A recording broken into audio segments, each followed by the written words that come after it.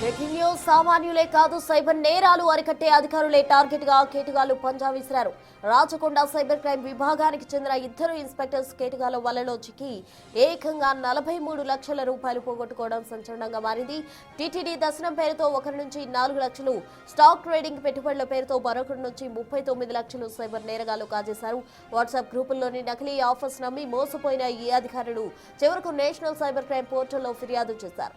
జొక్కల శ్రీనివాస్ అనే అధికారి ఫిర్యాదుతో కేసు నమోదు చేసిన పోలీసులు దర్యాప్తు చేపట్టారు.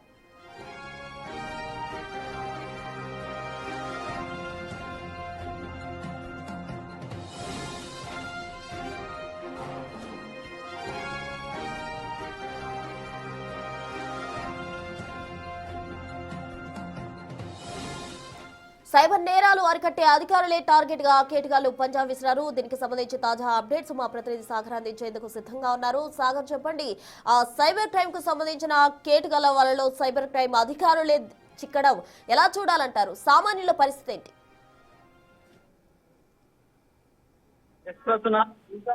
సైబర్ క్రైమ్ సైబర్ నేరగాళ్లు టార్గెట్ చేశారు. పోలీసులను టార్గెట్ గా తీసుకుని మోసాలు చేస్తున్నట్లు కూడా తెలుస్తుంది. తాజాగా రాచకొండ కమిషనరేట్ పరిధిలోని ఇద్దరు ఇన్స్పెక్టర్లు సైబర్ మోసానికి గురవడం కొంత పోలీస్ వర్గాల్లో కూడా ఇది చర్చనీయాంశంగా కలకలం రేపుతున్న అంశంగానే చెప్పుకోవచ్చు. ఎందుకంటే నిత్యం అవేర్నెస్ అవగాహన కార్యక్రమాలు నిర్వహిస్తారు. సైబర్ క్రైమ్ సంబంధించినటువంటి కేసులను ఎన్నో కేసులను వీళ్ళు ఇన్వెస్టిగేషన్ చేస్తారు. కానీ ఇక్కడ వీళ్ళకే టోకరా వేశారు సైబర్ చీటర్.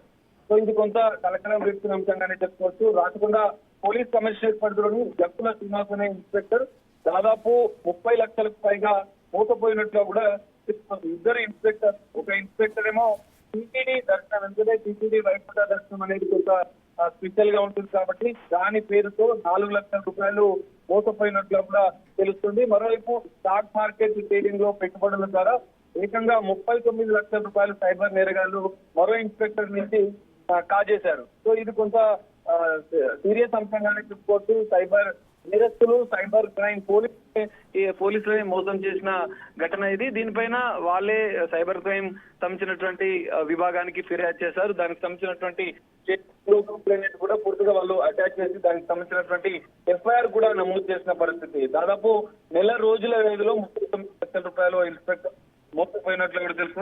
సంబంధించినటువంటి ఆధారాలు అవన్నీ కూడా ఇప్పటికీ క్రైమ్ పోలీసులు దానికి సంబంధించిన విభాగానికి సైబర్ సెక్యూరిటీ బ్యూరో కూడా ఫిర్యాదు చేసినట్లు కూడా తెలుస్తోంది. సో దీనిపైన దర్యాప్తు కొనసాగుతుంది. సైబర్ నేరస్తుల వలలో సైబర్ క్రైమ్ పోలీసులు చిక్కుకోవడం అనేది కొంత కీలక అంశంగానే, ఆసక్తికరంగా అంశంగానే చెప్పుకోవచ్చు. సో దీనిపైన పోలీసులు దర్యాప్తు చేస్తున్నారు. సో ఎలా మోసపోయారు, దీనికి సంబంధించినటువంటి దానిపైన కూడా దర్యాప్తు కొనసాగుతుంది. అమౌంట్ రికవరీ అవుతుందా లేదా అనేది మాత్రం చూడాల్సిన పరిస్థితి. నిత్యం అవగాహన కల్పించి నిత్యం పోలీసులను అప్రమత్తం చేస్తూ అవగాహన కార్యక్రమాలు నిర్వహించి విచారణ చేసేటువంటి పోలీసులే ఈ సైబర్ ఉచ్చులో చిక్కుకున్న పరిస్థితి కనిపిస్తుంది. సో రాచకొండ కమిషనరేట్ పరిధిలో ఇది జరిగినట్లు కూడా తెలుస్తుంది. దీనికి సంబంధించిన పూర్తి దర్యాప్తు ఇంకా కొనసాగుతుంది ఈ ప్రస్తుతం. Right Sagar, thank you.